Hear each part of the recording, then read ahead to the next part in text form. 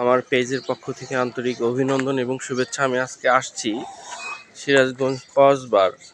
আমরা ছোটবেলায় বলতাম এটা যমুনা নদীর ঘাট। এখান থেকেই আমরা ভুয়াপুর টাঙ্গাইলে লঞ্চে আসা যাওয়া করতাম। আমি আজকে আসছি আপনাদেরকে দেখাইতে সিরাজগঞ্জের বিখ্যাত এখানে নদীর পাড়ে জেলেরা আসছে মাছ নিয়ে, একদম তাজা মাছ।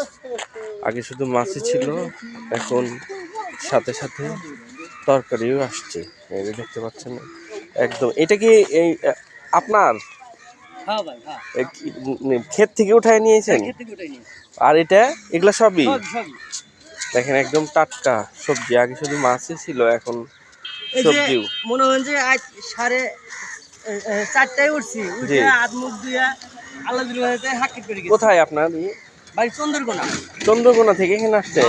অনেক দূর না, অনেক দূর না, আমার বাড়ি তো এই শহরের আওতাভুক্ত। না না, তা বলিনি আমি, সিএনজি নিয়ে আসছেন আর কি?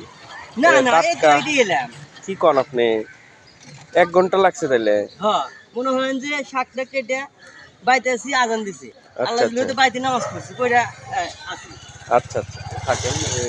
উনি একদম এই যে এগুলা, হ্যাঁ, যা কিছু দেখতেছেন সবই হচ্ছে একদম মানে ক্ষেতের টাটকা।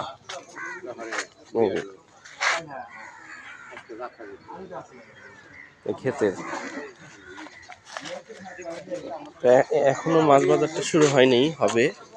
মাছালারা আসবে, এখানে ঢালবে, ডাক উঠবে, এইভাবেই মাছ বাজারটা শুরু হবে। তো এই মাছ বাজারটাকে দেখানোর জন্য আমি আজকে এই নদীর পাড়ে আসছি। তো মাছ অপেক্ষা করেন পরবর্তী মাছের ডাক দেখার জন্য। ধন্যবাদ।